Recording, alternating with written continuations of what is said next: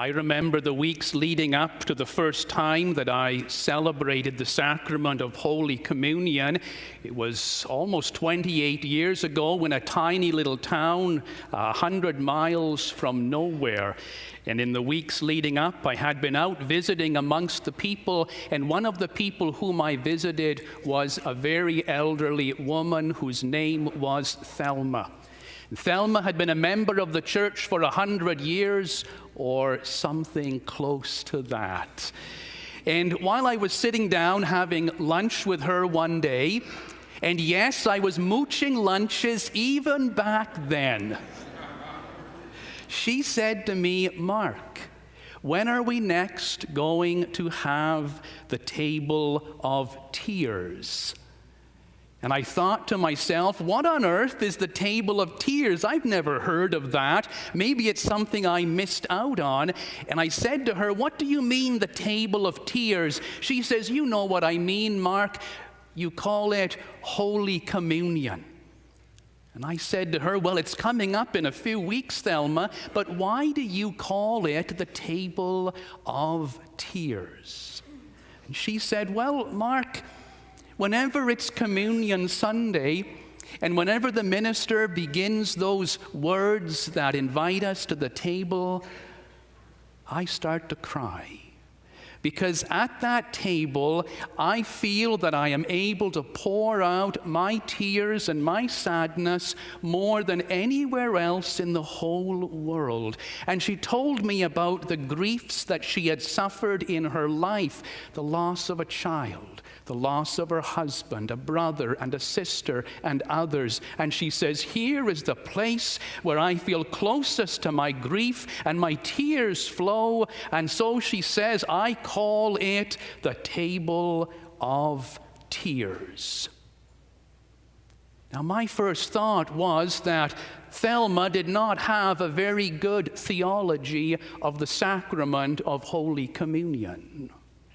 And I, being a recent graduate of Knox College, just happened to know everything.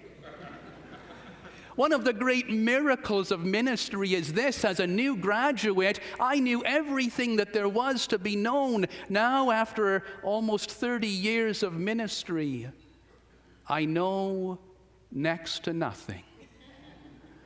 I don't know if it's because I've forgotten so much, or if it's because I've recognized that there is so much to know about what it is to be in God's family, that the little bit that I do know looks like nothing. But at the time, knowing everything, I did Thelma the favor of giving her a lecture in the nature of the sacrament of the Lord's Supper. And I explained to her the difference of interpretations on the Lord's Supper between Calvin and Luther and Zwingli and Melanchthon. The difference between consubstantiation and transubstantiation. And at the end of it all, Thelma said, "Thank you, Mark." Oh, she was filled with grace and with goodness. And over the ensuing nearly 30 years, I recognize that it should have been Thelma who was lecturing me on the table of tears, and not me pretending to lecture her.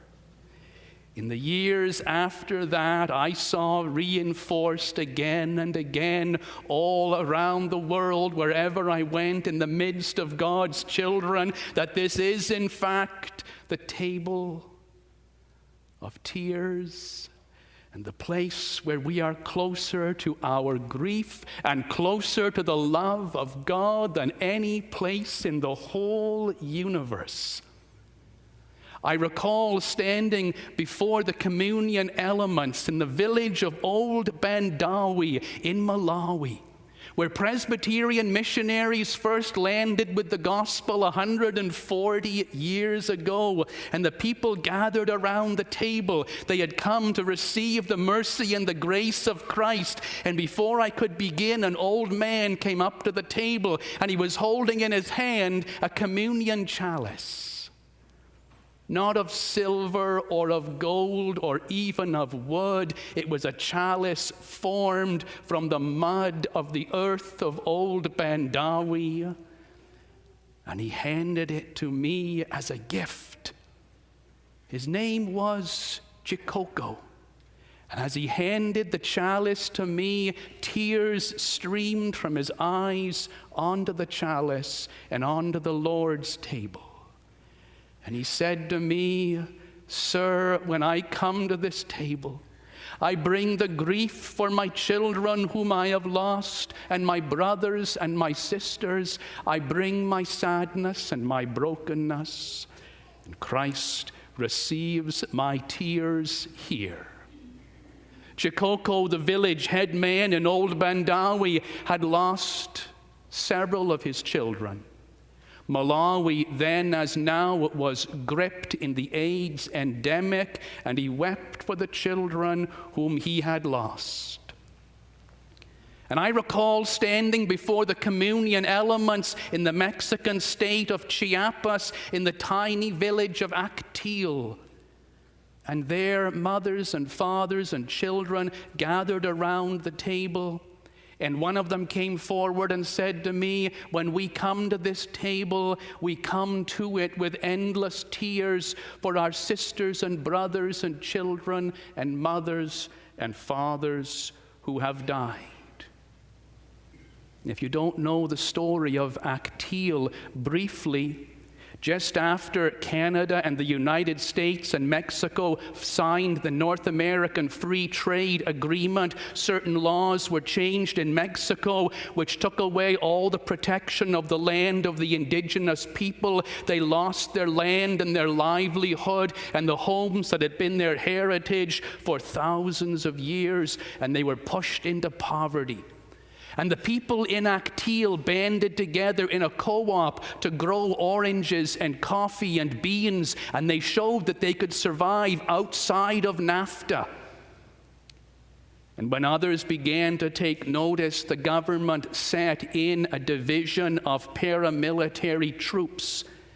And they rounded up the people, and the people ran to the only place where they knew that there would be safety. They ran into their little church of rough boards with a dirt floor, and they gathered around the communion table.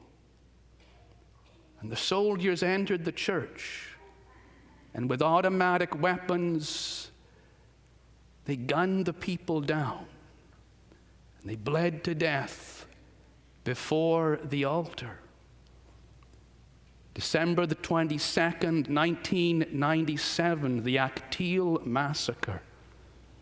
And I stood at that table, and the people said, "When we come to this table, we bring the tears for our children and our mothers and our fathers and sisters and our brothers. And our tears fall on the Lord's table, and this is the place where they are acceptable." And in Gaza City, in a city under siege, children dying of hunger for lack of food and water, lack of medicine and shelter. Standing at a broken wooden table in a broken concrete building, and God's children gathered around, ready to receive the elements, and the people coming forward saying, "You know, Mark, for us, this is a table of tears. And this is the only place where our tears are acceptable and our grief is precious in the sight of God." And in downtown Winnipeg, preparing to celebrate the Lord's Supper with a group of First Nations people, and a giant of a man comes forward, says his name is Chief Iron Horse, and he hands me a painting he has done of an eagle feather. And he tells me that whoever holds the eagle feather must speak the truth. And as he hands me the gift, the tears are streaming down his face onto the painting and onto the communion table. And he tells me that he is a survivor of the residential school system, And the only place where his tears are acceptable and precious are at the Lord's table. I had to travel around the world, meet God's broken children in order to understand that what Thelma said was right. When are we coming to the table of tears next, Mark?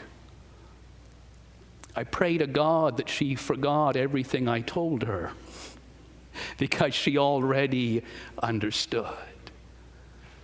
And this morning we read from the Apostle Paul in the second letter to Timothy. And you have to know that when Paul wrote that letter, his tears were falling down on the paper because he was dying. He was in prison. He didn't want to be in prison. He had been traveling to Ephesus to see that person whom he loved and had adopted as a son, Timothy.